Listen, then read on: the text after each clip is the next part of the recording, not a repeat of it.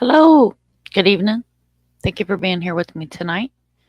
So, I want to share an update for my case. This is one of the first cases that I started working on when I started my channel. This is Autumn Lane McClure. She has been missing for 20 years. And we had an update this week. So, this is not going to be a too terribly long live. I'm going to start out with the video that I did. Guys know this is when I first started making videos. It was made on mobile and it's a little rough. But and then I'm going to share a local news clip, and I'm also going to share the press conference. I'm also going to put my 2 cents in because I've done a lot of research on this case. Hello, Dandy. Thank you for coming in. And yes, they do believe, it hasn't been confirmed by the ME yet, but they do believe that they found her. So I'm going to start out with her flyer. So let me pull this up. So this is Autumn Lane McClure. She's been missing since May the 10th of 2004. She was 16 years old at the time of her missing. She's female, blonde hair, green eyes. She was 5'4", weighed about 115 pounds. White Caucasian female from Ormond Beach, Volusia. It says Autumn's photo has been age progressed by 33 years. She was last seen in Ormond Beach, Florida area. So that's going to be one of the discrepancies that we're going to look at in her case.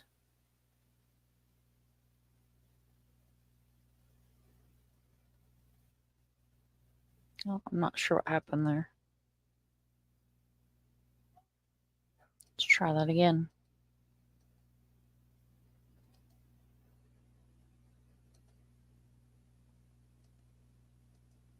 So I'm assuming you guys couldn't see the flyer.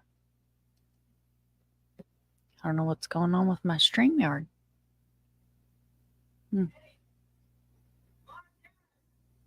What's going to try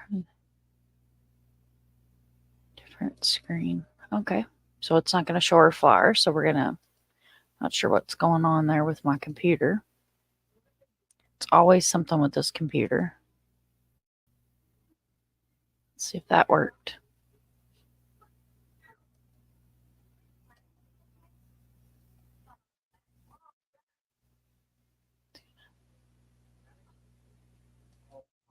You gotta be kidding me. This is frustrating. Let me try turning my camera off.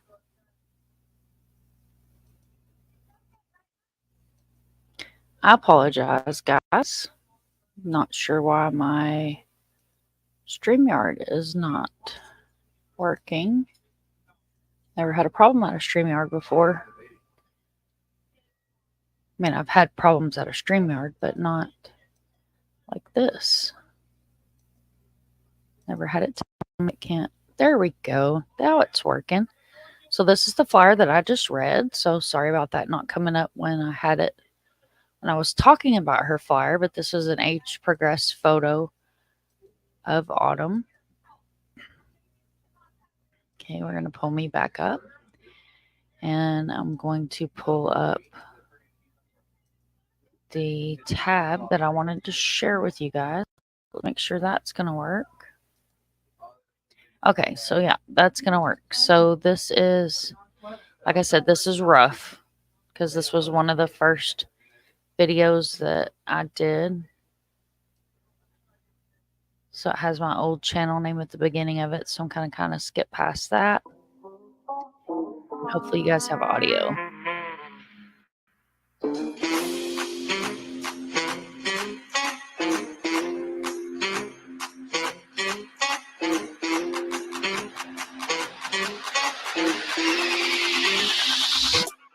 Bring it back.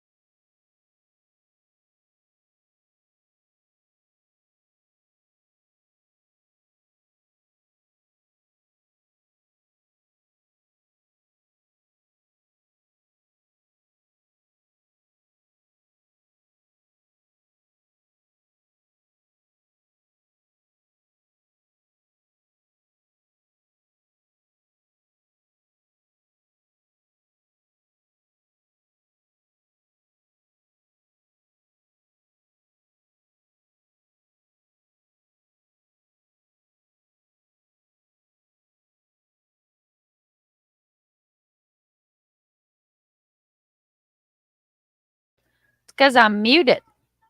I'm muted. Did you see that? Muted myself. You don't mute yourself at least one time during a live? It's not live. Let's see if I can get that back to where I wanted it. Hopefully we have sound now. So let me pull that screen back up. Okay, I did pause it. I think a little quick there. Where did we go?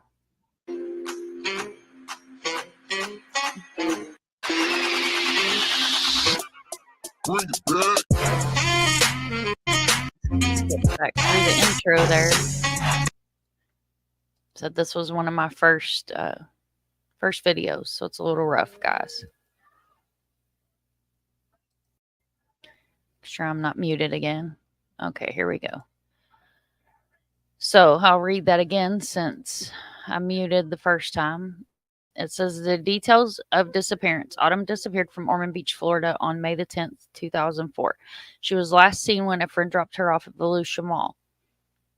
Authorities believe that she left on her own accord. Autumn's grandmother still lives in the area and hopes that she will be found. Few details are available on her case. Okay, so Volusia County Mall is not in Ormond, it's in Daytona, off of ISB, which is International Speedway Boulevard, for those of y'all that are not local. Nearly a decade ago, a friend dropped Autumn McClure and Daytona Beach area shopping mall. What happened to the 16-year-old after her trip to Volusia Mall still remains a mystery. Okay, this says Autumn McClure is missing from Volusia County, Florida. Allegedly was dropped off by an unnamed friend and never seen again, allegedly at night. She has a twin brother that has requested to respect his privacy, and I did respect his privacy. I never reached out to him. I do know who he is, but I did not reach out to him out of respect because he did initially ask for his privacy to be respected. As I will, however, I can't help but wonder if he would be willing to help. Hashtag bring our missing home. There are not many details on her case. It breaks my heart that she has just vanished. She was put on I-4 for 10 days on a billboard. She has family still here in Florida, a grandmother. She also has other family that lives in another state. Autumn Lane McClure.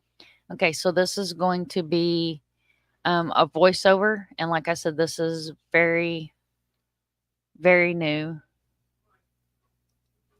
She said the point was moot. Sounds good now. Thank you so much, my love. You're awesome. Thank you, Dandy. Thank you for being here.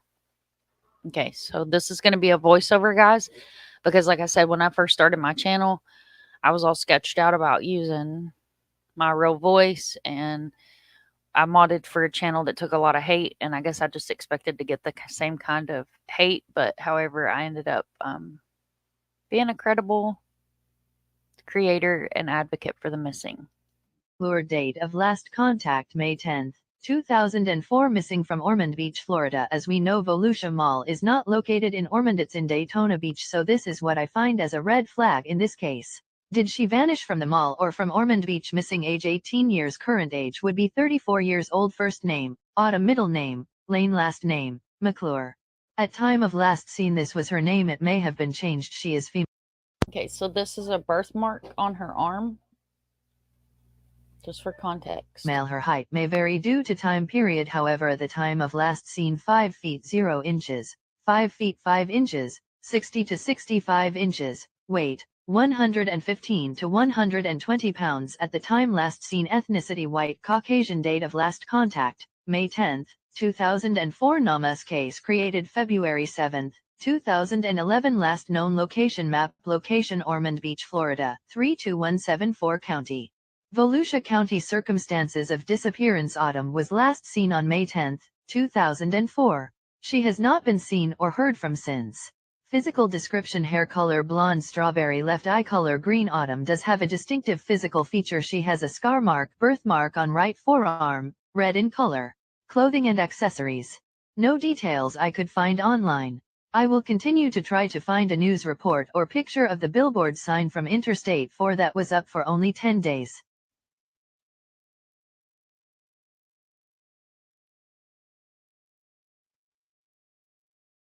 It again. So those are some details. I'll back that up a little bit. And this was the original flyer that I found when I very first started covering her case, and it was Name Us, and I know that voiceover was horrible. It says this is from the Florida website. No photo, question mark. And it says she was missing on May the 10th, 2004 from Ormond, and that her date of birth was 12/4/1987. It has her weight. It says the state says that she's a runaway, that she was last seen in Ormond, but yet the first report said that she was dropped off at Daytona Beach at Volusia County Mall, which is on International Speedway across from the NASCAR track, just for context. It says the only details from a friend I could find in this case has gone cold. Autumn, if you are watching this, please reach out to authorities. You may be a key part of a detail that can potentially help a high-profile case.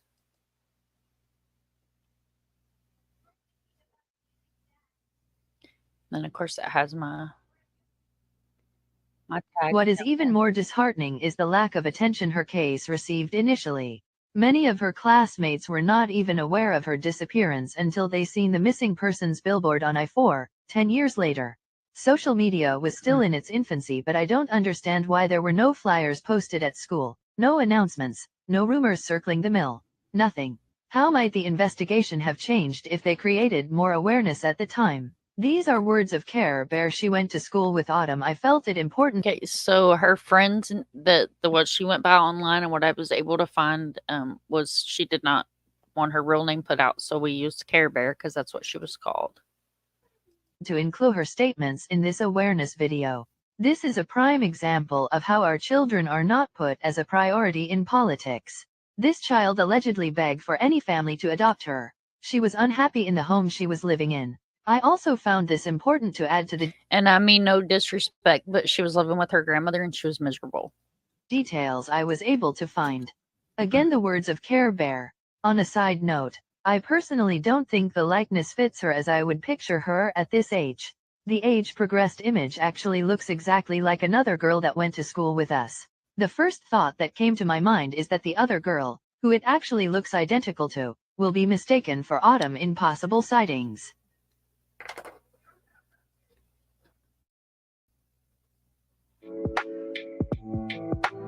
So this is a press conference. There's a lot of people that I need to thank. Girl Autumn Lane McClure, who was reported missing in May of 2004. But before we get started, there's a lot of people that I need to thank who helped in this. Captain Paul Kammerer in the back there, and all of the investigative service unit. Sergeant Seth Amron, who is our major case supervisor. Detective Sean McGuire, who was the assigned detective to this case. Josh Mott in our forensics unit. Dr. Sutton, who you see on the screen here with the University of Florida Maple Center for Forensic Medicine. She is absolutely amazing. And when you listen to her talk, you're going to see what an incredible person she is. Our road and bridge folks who helped us with the excavation, the medical examiner's office that was out there, and a company called Ameritech. They had to help us move the new homeowner's home and get into where we had to get into. And I really, really want to thank them for that. And of course, the property owners, the folks that bought the property in 2021, put in a beautiful driveway, put in a beautiful modular home. And then they had Detective McGuire knock on the door saying, hey, we got a search warrant and we're going to be tearing your stuff up. So he did a really great job coordinating to keep the property owner as whole as possible. So here's how this all begins. In May of 2004, Autumn's grandmother calls the sheriff's office to report her missing. We contact her boyfriend, a Michael Camelli, who tells us that he dropped her off at the Volusia Mall and he hasn't seen her since. So detectives start doing everything they need to do. They put the missing persons flyer out there. They're doing neighborhood interviews. They're doing everything that we do when there is a missing person. The grandmother, Sherry McClure, calls us a couple days later and says, hey, Autumn has called me from a 321 area code, and I've gotten some letters from her that are postmarked Melbourne, Florida. So that's the follow-up that we get. a little while later, in 2004 or so, detectives get some information that Autumn was staying at a house or at a trailer, 1320 Hand Avenue, Lot 32 in Ormond Beach, with a Brian Donnelly, who is wonderful arrest photos up there, and a Jessica Freeman. So detectives go out and they interview them, and they basically tell detectives that, well, you know, Autumn, who has never run away before, this is the first time she runs away from her family. She really didn't get along with her grandmother, and I work with her at Winn-Dixie, and we let her stay at the house for a couple of days, but we don't know anything else. So everything goes cold. You look from 2005 to 2016, we obtained DNA from family members that we put in the CODIS system. She's entered into the National Center for Missing and Exploited Children. So everything that we're supposed to do, it's in there. So God forbid, if a body turns up, we're able to try to identify her. In 2016, detectives who are still working this case, obviously 12 years later, they recontact her boyfriend, Michael Camelli, and he admits that he lied to us in 2004. That, in fact, he didn't drop Autumn off at the Volusia Mall. He dropped her off at the Seabreeze Bridge, where she got into a car with Jessica Freeman. In 2018, 2 years later, Okay, so I'm going to stop there because the Seabury Bridge it's two bridges. You have the main bridge that goes over, and then the Sea Bridge, the other bridge comes back over, because there's one way into beach side and one way off of beach side. I just moved from Seabreeze, literally. The Plaza Resort and Spa sits at the end, and just a piece of history of Daytona, the city of Daytona Beach. Come on. The city of Daytona Beach used to be called Seabreeze, and they renamed it Daytona Beach. So this is a terrifying bridge to walk over, period, because I've walked over it. detectives are successful in tracking down Jessica Freeman, who now lives in Nevada. And she says, I have no idea what you're talking about. I have no information than what I told you before. In 2021, Detective McGuire gets a phone call from a Chris Miller. Chris Miller is related in certain ways through friendship and marriage to Brian Donnelly and Jessica Freeman. And he basically tells the detective, I got to get this off my chest. And basically what I need to tell you is there is a teenage girl who's missing and is dead, is buried in Volusia County, and Brian Donnelly and or Jessica Freeman had to have something to do with this. The detective is able to have Mr. Miller make a controlled call to Jessica Freeman, where she basically says in that controlled call that she saw Brian Donnelly kill Autumn, and then he told a myriad of stories that he chopped her up, he set her on fire, he buried her off of Flomish Avenue. He just tells her a whole bunch of different things. So then we go to 2022, where our suspect in this case dies. Karma is a bitch. He dies on May 26, 2022, almost 18 years to the day that we believe Autumn was killed. So now detectives go to re-interview Jessica Freeman because she now has moved from Nevada back to Florida in Crescent City, I believe, but she won't talk to us without immunity. So the detectives are able to go to the state attorney's office, tell them what we have. State attorney's office grants her immunity to talk to us. So she gives a statement to us that she basically worked with Autumn in the Winn-Dixie, and they allowed her to stay with her and Brian on this 1320 Hand Avenue, lot number 32. She tells us that Autumn couldn't live with her grandmother anymore. She said her grandmother was mean. They were involved in a sexual relationship with Autumn. Now, keep in mind, Brian was 31 at the time. Autumn was 16. She also goes on to tell us that she came home one afternoon and saw Brian choking Autumn in the bathroom. When by the time she intervened, she saw that Autumn was lifeless, and she left the How? She left the trailer. 2 weeks later, when she comes home, she sees there's plywood on the bedroom floor and asks what happened to Autumn and Autumn's stuff. And his response to her is, shut up or the same thing will happen to you. She's dead. If you don't want that to happen to you, shut up and mind your business. So he tells her multiple stories through the years of how he cut Autumn up and buried her and spread her parts over different parts. She also stated that in late 2021 or early 2022, Brian paid a visit to 1320 Hand and saw the new manufactured home going in there and saw the new driveway going in and was very relieved at the construction that was taking place there. Jessica at the time did not tell us the exact location. She didn't know the exact location. So in late 2023, I guess she realizes, hey, this immunity stuff really works. She contacts Detective McGuire and says she's buried underneath where that trailer was. That's where you'll find her. So the detectives get together, they get warrants, a search warrant obtained, and now we have to work with the homeowner because we have a homeowner who now put this brand new modular home in, did all this work, and now we had to figure out a way to work with him and make him whole. So we get the warrant signed on the 21st of the month. On the 26th of the month, we execute the search warrant, which was Monday.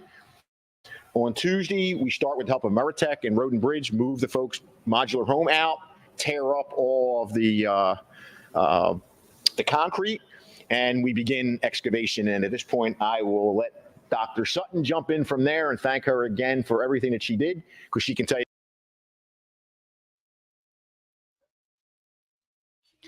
How did he do this over years? Was she frozen? No, she wasn't frozen. No, she wasn't frozen. She was staying with these people, and they were molesting her, for words better, like the word, she was an underage child. And he, the girlfriend, ex-girlfriend, this guy's dead, so karma is a bitch. He strangled her and killed her and buried her.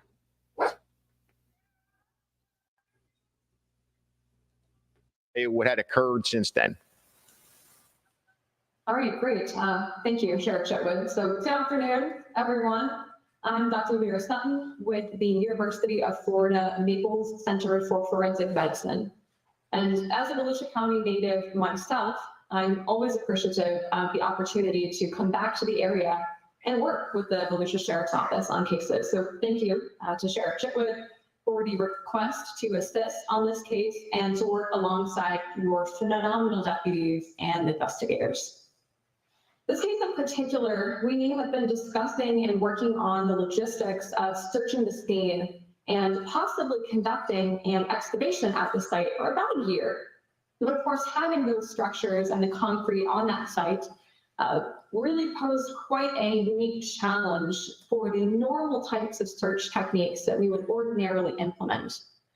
One of the techniques that we did use on scene to identify areas of interest for excavation is a tool called ground penetrating radar. And that gives us indications, we call those anomalies, of any areas beneath the soil surface that might be of a different density than the surrounding soil. The challenge in many cases is that it doesn't always clearly differentiate what those anomalies specifically are. They can really be anything that's different. So that could be tree roots, utility lines, items of evidence, or even human remains. So we used this tool on scene and we located a few specific areas of interest in our search yesterday. From there, we began the excavation process in those targeted areas, and we were very fortunate to be able to locate and recover a set of human remains. Ultimately, this case is a testament to the power of effective collaboration within a medical legal death investigation. Our successful outcome yesterday was the direct result of many different forensic disciplines working together for a common cause. We had this solid investigative work in collecting, verifying, corroborating information from an informant. We had proper resource allocation, which included access to that heavy equipment used on scene, which aided the excavation process itself. We had lots of personnel support on scene, which was tremendously helpful. Bringing in, working with an external forensic team like ours from the Maple Center for Forensic Medicine also helps with the access to that specialized equipment and technology like the ground penetrating radar. And of course, support from the Sheriff's Office leadership, which all allowed us to work this case in the very best way possible. Every case that we work presents its own unique challenges, but this was one of the more challenging ones due to the need to relocate entire structures and remove concrete before we could even begin to effectively search and excavate any areas of interest. So overall, this is really an extremely intense and resource-heavy operation, but all of the factors came together to help us achieve our successful outcome, which was locating and recovering these remains. More often than not, cold case investigations and searches like this lead to dead ends. But yesterday was a different story. I attribute our ability to locate and recover these remains not only to effective collaboration, but more importantly, to the unwavering persistence of everyone involved. Because of that, we were able to recover these remains and thereby start the process of bringing justice to the victim and offering closure for her families and her loved ones. Cases like this, they're why we do what we do. And I'm extremely grateful to have been able to assist in this one. Doctor, don't go anywhere. Gentlemen, you guys want to come up here? We were able to recover 99.9% of Autumn's remains. They're with the state, they're with the ME now, pending positive identification, which we should get here very shortly, and we'll see, if they have a way of determining the cause of death, which is going to be kind of difficult. So, do you guys have any questions? Because these are the folks who have put all this time in. Detective McGuire was one of the first police reports that were done on this case. He actually was the second report that was done back in 2004. So this is something he started off with as a deputy, and now as a detective in our major case squad became the assigned investigator that basically led to the recovery of Autumn. Were Jessica and Brian were they in a relationship? Yes. So they were boyfriend and girlfriend living together, and she was having sex with them? Yes. How's the family reacted? Getting some closure now. These guys talked to Autumn's twin brother. So when you guys just get up here and do it. Obviously they're relieved, but he wasn't shocked. I mean, there's been rumors, but they're happy that she's been found. I think one of the things that was this guy. I mean, really, he's a piece of shit. Is really what he was, and apparently he had the ability to instill fear in everybody. And it took that Chris Miller to finally wake up and say, "Enough's enough. I can't live with my conscience as a father, knowing that I heard him tell people what he did," and that's what started the ball rolling on that thing. But the fact that he would go back and visit the site, put Jessica Freeman, from what she tells us, in fear that he would kill her as easily as he killed Autumn. Here's where we are now. The sad part is he'll never face in this world for the evil that he perpetrated. But sure enough, I'm hoping to God when he took his last breath on May 26th of 2022, that maybe he had a vision of where the hell he was headed. Did Jessica ever tell you why he did it? Good. So what she told us was Autumn she wanted to go back home. And so he was afraid that she went home, told what happened, that he would face, legal troubles. Did you guys ever had any clues of what happened with your grandmother? Because you mentioned that she was having some type of issue with your grandmother, and that's why she was supposedly at that place. Did you ever knew anything about that? No, I never spoke with the grandmother, and I haven't even since then. I've just been speaking with her twin brother. I spoke to one of Autumn's cousins worked for me when I was a Daytona Beach police chief, and she called me this morning, and she just said, like anything else, it's a grandparent raising a teenager. It was just oil and water. Just they weren't going to mix. Sure, can you talk about the persistence, not only in this case, but maybe others you might be working on, that never giving up, no matter how long these things go on? Yeah, and we talked about this. Seth was just talking about this the other day. Technology is emerging so quickly for us, whether it's DNA, no matter what it is. And there really never is a quote unquote cold case. The men and women that are assigned to our major case unit and to all of our investigative units, that's what they understand. You may work a case for 20 years, and then you're going to retire. Well, you're going to hand that off to the next group of detectives that's going to take that and use technology to our advantage. And, to watch the doctor yesterday, I'm going to do this 36 years. I'd like to say I could be surprised by anything or intrigued. I couldn't leave there just watching how she was teaching all of our new forensics examiners what to look for, how to dig. It was fascinating to watch that. And, obviously to be able to come to the family and say, look, here, at least she can be buried with dignity now, not folded up and shoved in some crawl space. Is it totally impossible to determine the cause of death? Seth? It's difficult when you have a skeleton without any soft tissues to go off of. They're going to do the best they can with the laboratory analysis and things of that nature. But given the time frame, it's really hard to say at this point. For us, the two witnesses, Chris Miller and Jessica Freeman, they're the ones that really get us where we need to go. When they come up, and then when she tells us specifically where she's buried, that's enough to get the warrant. That's enough to start working with the doctor. They were working the whole time with the topography of the land. If we have to get under there, how are we going to do this? How are we going to do that? It wasn't just something that popped up. This has been going on for quite a while, since like 2022, I would say 2021, late 2021, to try to get there and do what we needed to do. I know she came up and spoke and she's got immunity and helped the case, but do you suspect her being involved at all? We don't suspect that at all. Given the consistencies of her statement, sure, they evolved over time, but with that emerging comfortability she had as time progressed, knowing that Brian was no longer alive, she obtained immunity from the state attorney's office. She started, getting her conscience was getting the best of her. So all these things kind of lining up. We have no reason to believe that anything she told us to this point is not true. In fact, more credibility goes to her statement because of what we found yesterday. And how did he die? He died during a medical procedure on May 26th of 2022, which almost 18 years to the day. It's definitely in a couple of days window that we believe that Autumn was killed. Early on in your narrative, you were talking about, I think his grandmother received a phone call from Fruitland. Yeah, a couple when. Was she ever there? Was that a red herring?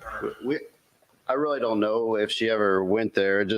I know that she called her from phone numbers in the Melbourne area code, and they'd also sent letters from Palm Bay. Whether Autumn went there or not, or this was part of their hoax to hide where she was at, we don't know.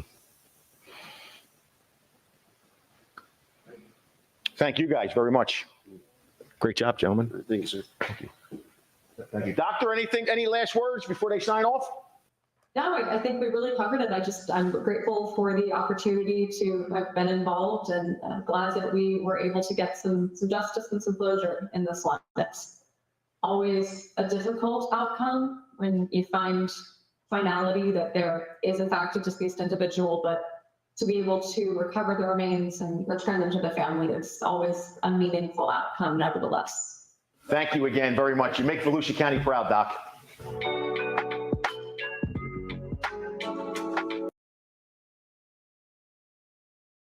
So that was the presser that they held yesterday afternoon. And the next clip is going to be a local news clip. Solving a cold case in Volusia County. The sheriff's office says they found human remains during the excavation of a suspected burial site. Detectives believe the remains belong to Autumn McClure, a 16-year-old girl who was last seen on May 10th, 2004, when her boyfriend dropped her off at the Volusia Mall. The sheriff is expected to give an update on this case tomorrow.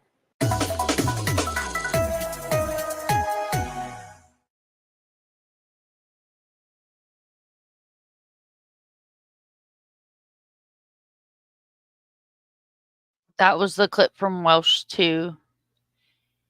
And then the presser from the sheriff's department. I have to say that living in Daytona Beach, like not talking to the grandmother, I kind of feel like that should have been like a key point to talk to the person that she was living with. For those of you that have been around the street since the Summer Wells community, that's how I learned about Autumn. Is there was a family member of hers that actually owns property on Ben Hill Road, and this is why we don't put out speculation, because it wasn't the family member that lives on Ben Hill. Just happened to be a coincidence. And Dandy's right. Not everyone gets answers or is found. I'm glad that she's going to get her name back and be laid to rest properly. Absolutely. Absolutely. This is a case that I periodically share. It was, like I said, one of my very first videos. It's kind of a rough video, but I'm glad to see that it has got almost 100 views in the last 48 hours. So that kind of makes my heart smile that people are paying attention, because there are so many missing kids here in Florida. It would blow your mind. Just like today, Madison Soto, her body was found. And we've all, if you guys are in True Crime Frankie, if you haven't checked out Frankie, I'm going to drop her link. Make sure you go check out Frankie, because she has been covering that case and updates. I was planning on going boots on the ground tomorrow and going to some of the areas. I'll jump in Discord and talk to the girls and see if you guys still want me to go and check out the areas and get some of our own footage. JLR did some amazing boots on the ground yesterday. So it's always nice when we get to put that check mark that, she was found. Finally found after 20 years. It's sad to know that a predator killed her. And this is where I always say, you never know what monsters are walking among us. Hence the channel name, Mind of Monsters, because that's kind of what I do, is wander around in the minds of monsters. So I don't feel like justice was served in her case, because he died. When I started researching Autumn's case, you couldn't find hardly any details. Her flyer didn't have a photo on it. And then Nick Mick, thank goodness, they put out the age progression, and there was a little bit of movement there. And then you didn't hear nothing. Nothing. Just happened to get a notification in my feed that Volusia County had posted a Twitter tweet about an update in Autumn's case. And I really wanted to go live yesterday and share this, but there's been so much going on, and I work 40 hours a week, so it's hard to squeeze in a live. But I appreciate everybody that's here. I appreciate everybody that replay crews, my community. I love you guys dearly, and I appreciate you taking your time out of your Friday night to come in and hang out, replay crew, watch the live. Dandy for being my awesome mod on deck. Yeah, Madeline's case is horrible. Absolutely horrible.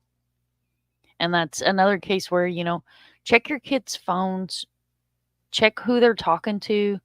If you don't have iPhones and you don't have the Find My iPhone where you can keep track of your family, there's Life 360 that you can download. Your kids don't pay for their phones. You pay for their phones. Know what apps they're using. Know who they're talking to.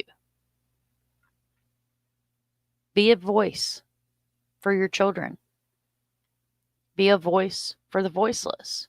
That's why I do what I do. Is, you know, I don't run a lot of these high profile cases because they get so much attention. And then you have a case like Autumn's that doesn't have the meat and potatoes. And who's talking about Autumn?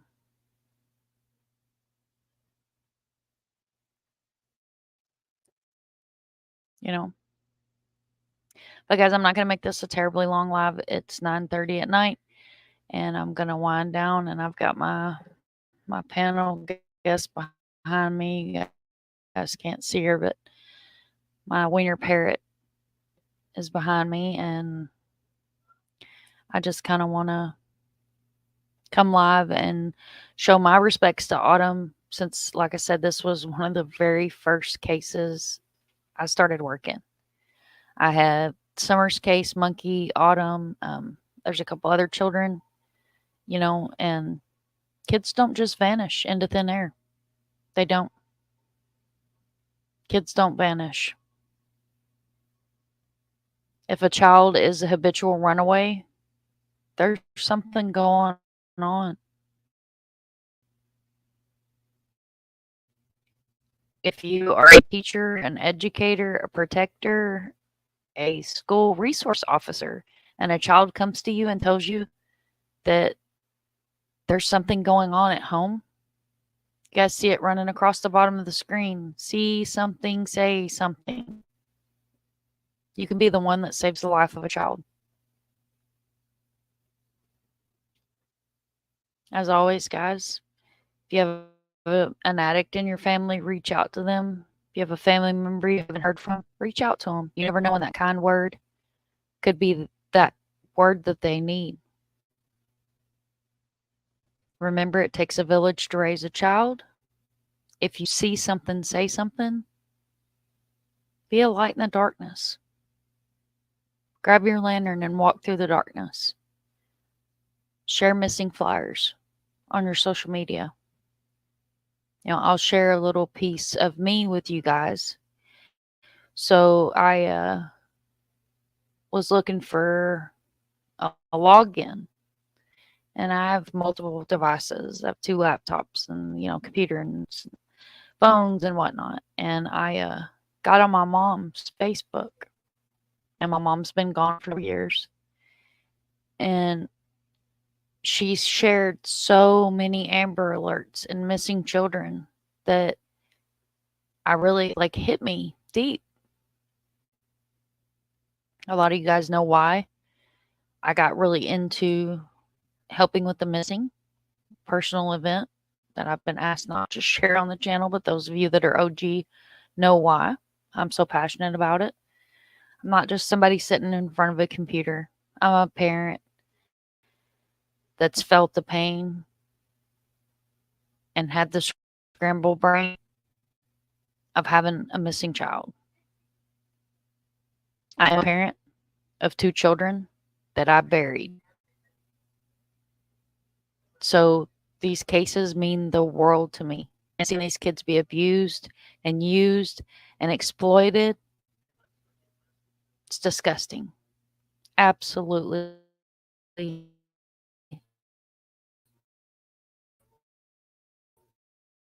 disgusting. Huge long live if I get on my soapbox. But I will try to go live again. And like I said, I'm going to hit up the girls in Discord and find out if you guys still want me to go boots on the ground tomorrow. Maybe look at the area where she was found at. Madeline was found at. You know, just remember that we can all scream justice, but without a community, there is no justice. Our justice system is built from our communities. But thank you all for being here. Much love. Make sure you guys hit that like button, subscribe, and share out this video.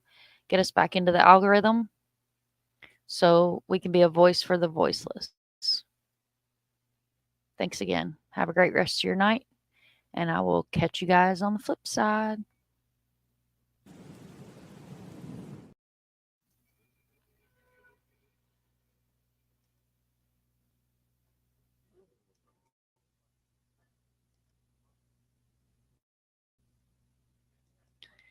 What's going on with StreamYard, y'all?